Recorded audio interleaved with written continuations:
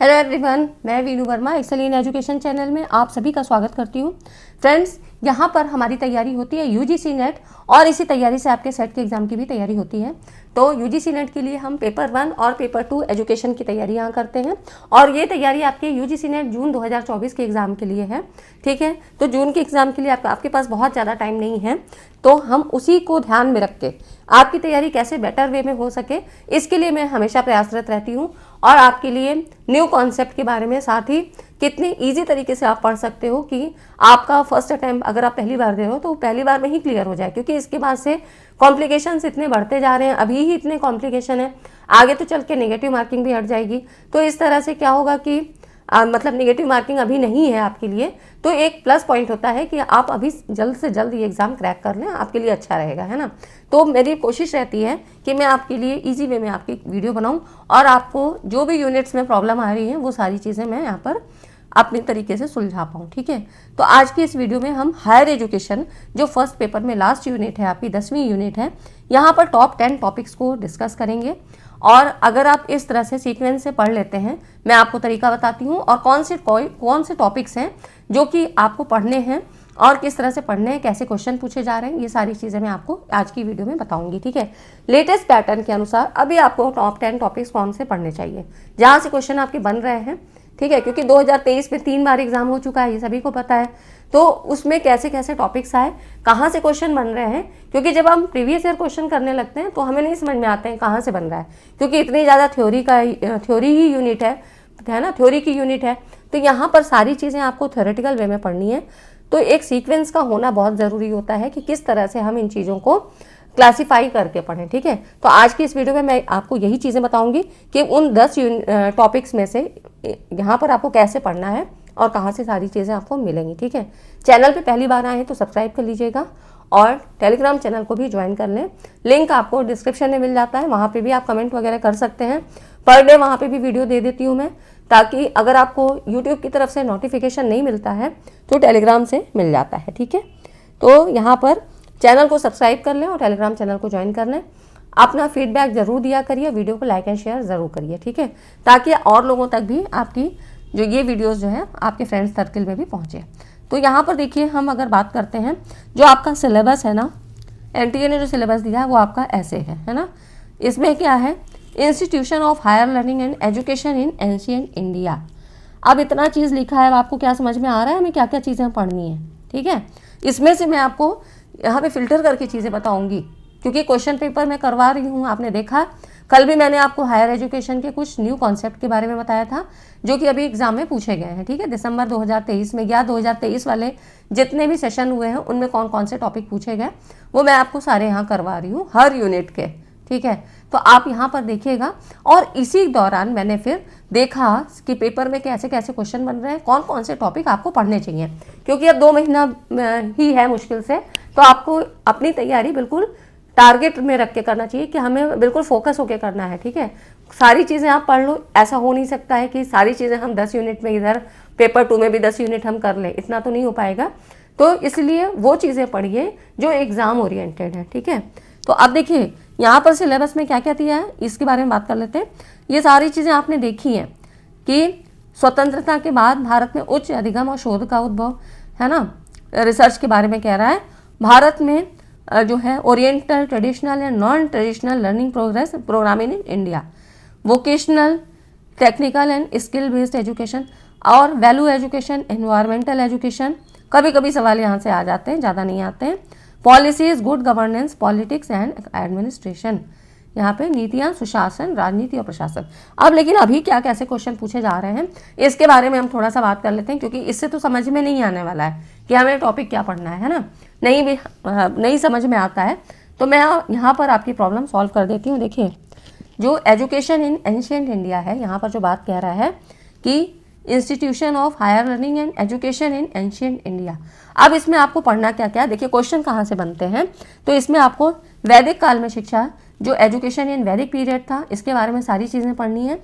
और इसी तरह से बौद्ध काल में शिक्षा किस तरह से थी, शिक्षा से मतलब है कि उस समय गुरुकुल कैसी प्रणाली थी, शिक्षा में कैसे मतलब छात्र और शिक्षक का किस तरह का रिलेशन था, ठीक है। गुरुकुल में जितनी भी जो भी शिक्षा पद्धति थी वो किस तरह की थी, कैसे वहाँ पे रहते थे, और इस बीच कौन कौन सी ऐसी मतलब यहाँ पे कुछ ऐसे टर्म्स यूज़ किए गए जैसे कि उपनयन संस्कार, है ना, पवज्जा संस्कार, ये सारी चीज़ें क्या थी, है ना। तो ये सारी चीज़ें आपको, बिस्मिल्लाह क्या होता था, तो मेडिवल एजुकेशन में बिस्मिल्लाह का जिक्र हुआ है। तो ऐसे ही बहुत सारे आपको टर्म्स मिलेंगे जो कि आपसे पूछे जाते हैं। अब इनका शब्दार्थ नहीं पता है, जैसे कि कल मैंने आपको क्वेश्चन कराया था, नहीं देखी है वो वीडियो तो देख लीजिएगा। वहाँ पर पूछा, वैदिक एरा से ही पूछा गया था कि रुद्र क्या है, वसु क्या है, आदित्य क्या है ना, दीक्षावर्तन मतलब यहाँ पर दीक्षारंभ क्या है, ठीक है, समावर्तन संस्कार क्या है। तो ऐसे सवाल आपसे पूछे गए हैं। अब जब हम इस तरह से नहीं पढ़ेंगे चीज़ों को तो वो हमें नहीं पता लग सकती है कभी भी। इसीलिए मैंने कल की वीडियो में आपको न्यू कॉन्सेप्ट के बारे में बताया था कि उनको देखिए, है ना, उनसे आपको ये पता लगता है कि ये चीज़ें छोड़नी नहीं, क्योंकि अब ये क्या है, नई नई चीज़ें पूछी जा रही है आपके सिलेबस में, पर हम नहीं पढ़ते थे क्योंकि अब तक पूछा ही नहीं गया है, सीधे सीधे सवाल आते थे। लेकिन अभी क्या है, डीप में क्वेश्चन पूछे जा रहे हैं, ठीक है। तो ऐसे ही आपको जो वैदिक काल की शिक्षा थी, बौद्ध काल की शिक्षा थी, और मेडिवल इंडिया की जो मध्यकालीन भारत में जो शिक्षा थी, मतलब जो आपकी इस्लामिक एजुकेशन थी, उसके बारे में यहाँ पर पढ़ना है, ठीक है। तो कुछ नहीं है, मैं भी चीज़ें आपको करवाऊंगी, अगर आपको नहीं है तो आप यहाँ पर जुड़े रहिए, यहाँ पर सारी चीज़ें कवर हो जाएंगी। वरना आप अपने आप से पढ़ना चाहते हैं तो भी कोई प्रॉब्लम नहीं है, अच्छी बात है, पढ़ लेते हैं, ठीक है। लेकिन यहाँ पर जो आपको कंटेंट दिया जाता है उसमें बहुत सारी चीज़ें ऐड करके बताई जाती हैं कि क्या क्या चीज़ें पूछी गई हैं, क्या चीज़ें नई और आ सकती हैं। ये सारी चीज़ें मैं आपको जो है सब चीज़ें सर्च करके आपको बताती हूँ, ठीक है।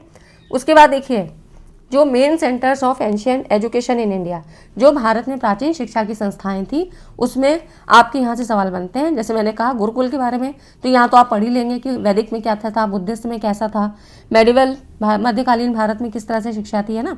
तो ये गुरुकुल प्रणाली का हो गया। फिर यहाँ पे जो आपकी हायर एजुकेशन की इंस्टीट्यूट थे, जो यूनिवर्सिटीज़ वगैरह के बारे में बात हुई थी, यहाँ से क्वेश्चन आपके बनते हैं, जिसमें आपकी तक्षशिला है, नालंदा है, वल्लभी है, विक्रमशिला और भी हैं, ठीक है। ये तो मैंने आपको कुछ नाम दिए हैं, लेकिन और भी ऐसे थे। अब इसमें क्या है, आपको ये पता होना चाहिए कि क्वेश्चन कैसे बनता है। देखिए कैसे, कब इस्टेब्लिश हुआ, है ना, कई बार इनका क्रम पूछ लिया जाता है, या उस समय कौन से ऐसे जो स्कॉलर थे, उसमें उन्होंने कौन सी जो है यूनिवर्सिटी में शिक्षा ली, उस समय कौन आया था, है ना। तो बहुत सारे रिफॉर्मर उस समय, जैसे कि ह्वेनसांग का जो है जिक्र होता है, या आपके कुछ चीनी यात्रियों के बारे में भी पूछा जाता है। तो ये सारी चीज़ें, जीवक, है ना, पाणिनि कहाँ से उन्होंने शिक्षा ली थी। तो ऐसे कुछ क्वेश्चन आपसे पूछे जाते हैं। तो जब आप इनके बारे में डिटेल स्टडी कर लेते हो तो ये सारी क्वेश्चन आपके यहाँ से हल हो जाएंगे, है ना। तो ये चीज़ें आपको पढ़नी है। अब ऐसा कहीं सिलेबस में नहीं लिखा है तो बड़ी प्रॉब्लम होती है, ठीक है। तो एजुकेशन इन एंशिएंट इंडिया में इतनी चीज़ें आप कर लो, अच्छे से करिएगा, तो यहाँ से आपके क्वेश्चन हो जाएंगे। ये इसलिए कह रही हूँ क्योंकि थ्योरेटिकल यूनिट पढ़ने में हमको ज़्यादा प्रॉब्लम होती है। थ्योरी इतनी ज़्यादा वास्ट होती है, कहाँ से पढ़ें, कैसे पढ़ें, ये चीज़ें नहीं समझ में आती हैं, ठीक है। बुक की बात करें तो आपको मैंने बताया पेपर 1 के लिए आप जो है इसकी KVS मदान सर की बुक ले सकते हैं, पियर्सन पब्लिकेशन की, हिंदी इंग्लिश दोनों में आती है। वहाँ पर ठीक ठीक मिल जाता है कंटेंट। वैसे तो किसी भी एक बुक में पूरा चीज़ नहीं आपको मिल सकता है, आप कोई भी बुक एक लेकर पूरी तरह से निश्चिंत नहीं हो सकते हैं, ठीक है। लेकिन आप एक सुविधा के तौर पे, मतलब एक अपने सोर्स के तौर पे इसको रख सकते हैं। उसके बाद देखिए मॉडर्न एजुकेशन इन इंडिया। अब स्वतंत्रता प्राप्ति के पूर्व का समय जो मॉडर्न एजुकेशन थी वो क्या थी। अब इसमें कुछ आपको एजुकेशनल पॉलिसीज पढ़नी है, कौन कौन सी। जैसे कि उस समय क्या आया था आपका, प्राच्य पाश्चात्य विवाद चल रहा था, है ना, जिसमें कि आपकी ऐसे विवाद थे कि कितना देना चाहिए, है ना, धनराशि के बारे में बात हुई थी। फिर आया था मैकाले का विवरण पत्र आया, एडम्स रिपोर्ट आई, शिक्षा का फिल्ट्रेशन थ्योरी आई, और वुड डिस्पैच। अब ये चीज़ें आपको थोड़ा पढ़नी, इसीलिए मैंने आपको टू द पॉइंट आपको दे दिया है कि कम से कम ये टॉपिक भी आप उठा के पढ़ लोगे, सारी चीज़ें डिटेल में पढ़ लोगे तो चीज़ें पता रहेंगी। अब क्या है कि ज़्यादा डिटेल में क्वेश्चन आ रहे हैं, डीप में क्वेश्चन आ रहे हैं कि वुड का आज्ञा पत्र था तो इन्होंने क्या क्या चीज़ें कही उस समय, कैसे चीज़ें हुई, है ना।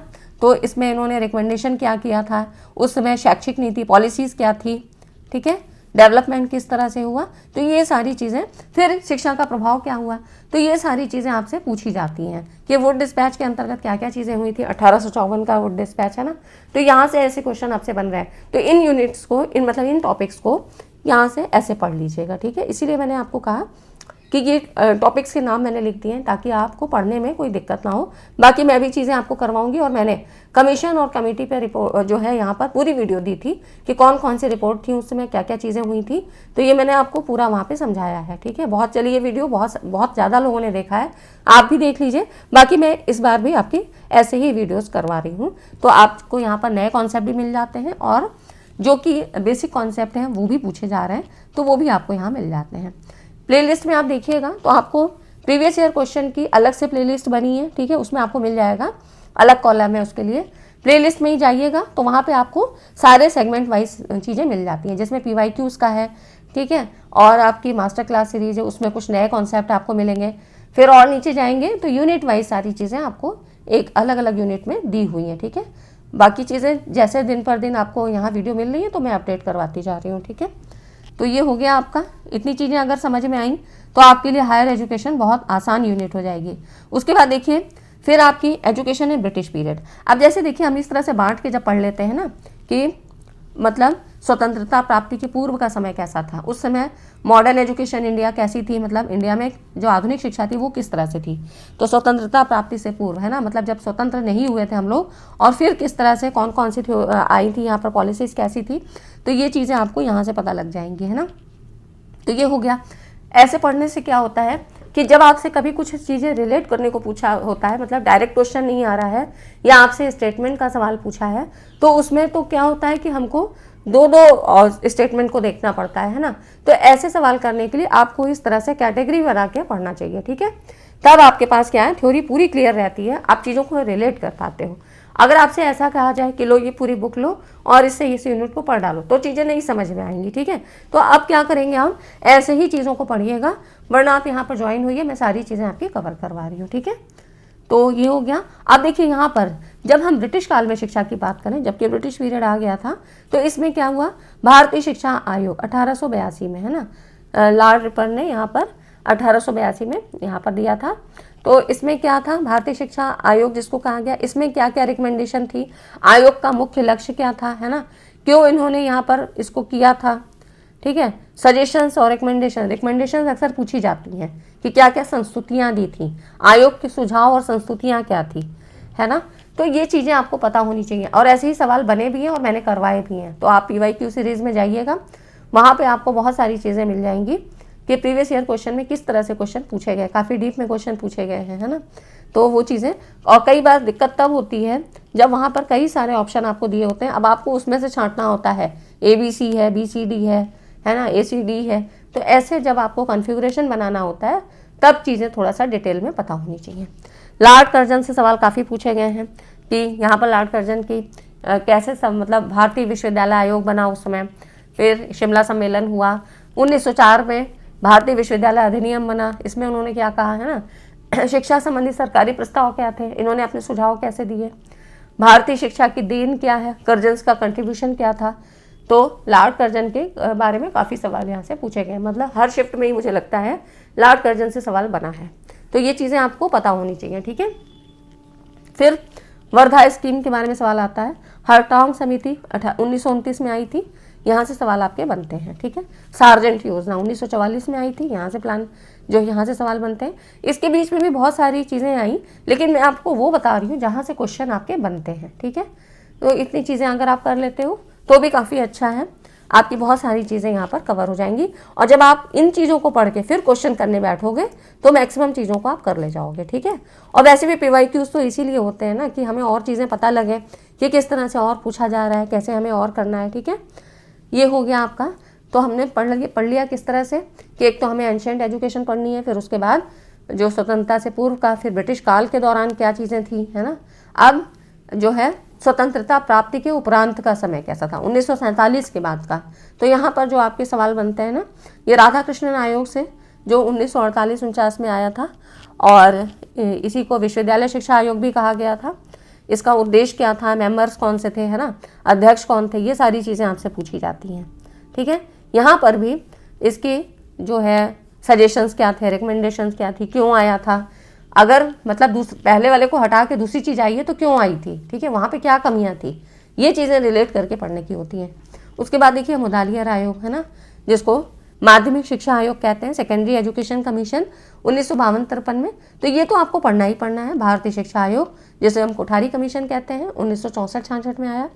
ठीक है, तो ये तो आपको पढ़ना ही पढ़ना है। यहाँ से सवाल आपके पूछे जाते हैं। थोड़ा बड़ा पड़ता है, लेकिन सवाल आपके क्योंकि ज़्यादा से ज़्यादा यहीं से पूछे जाते हैं, है ना। तो ये चीज़ें आप पढ़िए, मैं आपको पूरा ऐसे पढ़ाऊँगी कि आपको चीज़ें याद हो जाएंगी। ठीक है, तो ये हो गया आपका। तो यहाँ तक देखिए हमने 4 पॉइंट कवर कर लिए, है ना। उसके बाद देखिए 5वां पॉइंट है राष्ट्रीय शिक्षा नीतियाँ, जहाँ से सवाल आपके ज़्यादा पूछे जाते हैं। अब इसमें क्या है, आपको 1968 की राष्ट्रीय शिक्षा नीति पढ़नी है, फिर 1986 की, उसके बाद भी बीच बीच में और भी आई है, 1979 की आई है, फिर आपकी जो है यहाँ पर वो 1992 का जो मॉडिफिकेशन प्लान था, है ना, कार्य योजना जो पूछी गई थी। तो ऐसे बहुत सारे आए हैं, तो वो बीच बीच में आपके आ जाते हैं। उसके बाद 2020, है ना, शिक्षा नीति, जो 2020 की राष्ट्रीय शिक्षा नीति थी, इसका आपको डिटेल पढ़ना है, क्योंकि देखिए 2020 में बनी थी, अभी क्या हो गया, 2024 आ गया। अब इस बीच कुछ नए सुधार हुए, मतलब एक तो ड्राफ्ट तैयार हुआ था 2020 में, उसके बाद क्या क्या चीज़ें उसमें इम्प्लीमेंट हुई, क्या चीज़ें कैसे करी जा रही हैं, है ना। तो ये चीज़ें आपसे यहाँ पूछी जाती हैं, तो थोड़ा सा इसको डिटेल में पढ़ेंगे। अभी हम करंट के हिसाब से पढ़ेंगे, ठीक है। बाकी मैं आपको यहाँ पर करवा ही रही हूँ, तो कोई प्रॉब्लम नहीं होगी, है ना। अब हम इतनी चीज़ें देखने के बाद यहाँ तक हमने 5 पॉइंट्स देख लिए कि 5 टॉपिक हमें कैसे पढ़ने हैं। उसके बाद देखिए जो बाद के 5 टॉपिक है ना, यहाँ से आपको डायरेक्ट क्वेश्चन मिलते हैं, ठीक है।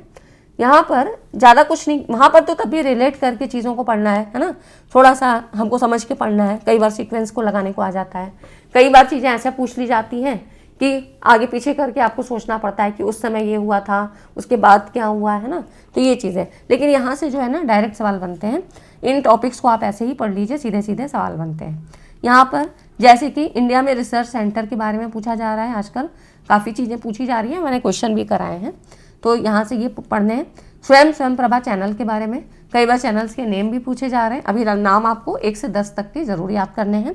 पूरी वीडियो मैंने बना रखी है, आप लोग जाइए प्लेलिस्ट में, क्योंकि अब वीडियोज़ इतनी ज़्यादा हो गई हैं कि आप यूनिट वाइज देखिए। वैसे एक ही जगह पर हैं, लेकिन अब आपको मतलब थोड़ा सा पीछे जाना पड़ेगा और उनको देखना होगा, है ना।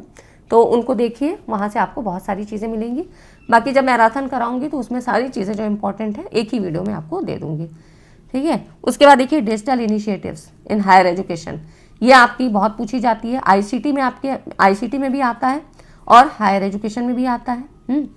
तो यहाँ से जैसे कि स्वयं प्रभा, यहाँ हायर एजुकेशन में आप पढ़ लेते हो, तो ये आपका टीचिंग एप्टीट्यूड में भी आ जाता है, ठीक है। तो इस तरह से कुछ कुछ चीज़ें, तो कुछ कुछ टॉपिक्स ऐसे हैं जो आपके दोनों यूनिट कवर करते हैं, या कई बार दोनों को मिला के भी पूछ लिया जाता है ना। और जो नया टॉपिक मुझे लगा, ये पंचवर्षीय योजनाओं से, यहाँ से सवाल आपके पूछे गए हैं, 5 ईयर प्लान से, ठीक है। और फिर जो 5वां है आपका, ये करंट अफेयर हायर एजुकेशन में और आईसीटी वगैरह में और पीपल डेवलपमेंट एनवायरनमेंट में, यहाँ से करंट के सवाल भी आपसे पूछे जाते हैं, जिसमें कुछ गवर्नमेंट की स्कीम्स वगैरह हैं, ठीक है, कुछ स्किल बेस्ड प्रोग्राम जो चलाए जा रहे हैं, या करंट में जो शिक्षा से संबंधित चीज़ें हैं, है ना, यूनिवर्सिटीज़ वगैरह से, या शिक्षा की जो रिपोर्ट्स वगैरह आती हैं, इनके बारे में यहाँ से सवाल आपसे पूछे जाते हैं। या आपसे अभी क्या है, रिसर्च पे ज़्यादा फोकस किया जाता है, तो रिसर्च में क्या क्या चीज़ें गवर्नमेंट की तरफ से चलाई जा रही हैं, ये चीज़ें यहाँ से पूछी जाती हैं। तो ये डायरेक्ट क्वेश्चन है, ये तो आपको मगर एक एक वीडियो में भी दे दूँगी, तो आपकी चीज़ें कवर हो जाएंगी, ठीक है। तो ये हो गए कुछ टॉपिक्स, जो कि 10 टॉपिक मुझे ऐसे पूरे पेपर को मतलब देखने के बाद, मैक्सिमम पेपर्स मैंने देखे और फिर देखा कि कौन कौन से टॉपिक आपके लिए ज़्यादा इंपॉर्टेंट है, इनको आप पढ़ लीजिए, तो वहाँ से चीज़ें हो जाएंगी, ठीक है। बाकी मैंने हायर एजुकेशन पे भी काफ़ी वीडियो बना रखी है, जिसमें आपकी जो यूनिवर्सिटीज़, जो एंशिएंट यूनिवर्सिटी हैं, तक्षशिला, नालंदा, ये सारी चीज़ें वो आपको एक वीडियो में मिल जाएंगी। जो भारतीय शिक्षा आयोग और जो समितियाँ थी वो मिल जाएंगे। तो ऐसे काफ़ी वीडियोज़ मैंने आपकी बना रखी हैं, तो उसमें आप देख सकते हैं, ठीक है। बाकी मैं यहाँ पर करवा रही हूँ, तो आप लोग यहाँ पर ज्वाइन हो और सारी चीज़ों को फ्री ऑफ कॉस्ट यहाँ पर कवर करें, ठीक है। तो ये वीडियो कैसी लगी? वीडियो अच्छी लगी तो लाइक एंड शेयर करिएगा, और वीडियो को ज़्यादा से ज़्यादा शेयर करिए, ताकि आपके फ्रेंड्स लोगों को भी कम से कम इतने टॉपिक भी पढ़ लें, क्योंकि अभी इतना टाइम नहीं है कि आप पूरा डिटेल पढ़ोगे। इतनी चीज़ें भी पढ़ लोगे ना, तो आपका इस यूनिट से काफ़ी चीज़ें कवर हो जाएंगी, ठीक है फ्रेंड्स। तो आज की वीडियो में बस इतना ही, मिलते हैं अगली वीडियो में। वीडियो को लाइक एंड शेयर करिएगा। धन्यवाद।